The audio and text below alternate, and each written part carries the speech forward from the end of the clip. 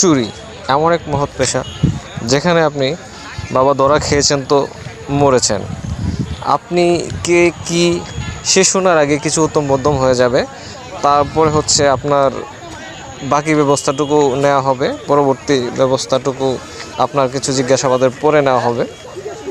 এমনই একটা ঘটনা আমি গতদিন রায়েরবাগ বাস স্ট্যান্ড থেকে নেমেই দেখতে পেলাম একটা ক্রাউড, গিয়ে দেখি যে এরকম একটা ঘটনা যেখানে হচ্ছে মোবাইল কেস সংক্রান্ত ঘটনা। এখানে ওনাকে ধরা হয়েছে মোবাইল চুরির অপবাদে। আপাতত দৃষ্টিতে বলা হচ্ছে উনি মোবাইল চুরির অপচেষ্টা করেছেন এবং ধরা খেয়েছেন। বাবা ধরা খেয়েছেন তো মরেছেন, আগেই বলেছি। এখন হচ্ছে কিছু ক্রাউডের মাঝখানে অল্প কিছু উত্তম মধ্যমও আমরা দেখতে পাচ্ছি হয়ে গেছে এবং তাকে ধরে নিয়ে যাওয়া হচ্ছে। তো এই মহৎ পেশা থেকে আপনারা সাবধান থাকবেন, কেননা যখনই ধরা খাবেন তখনই বুঝতেই পারছেন বাবা খেলনা পথে। সো একটু সাবধান থাকবেন।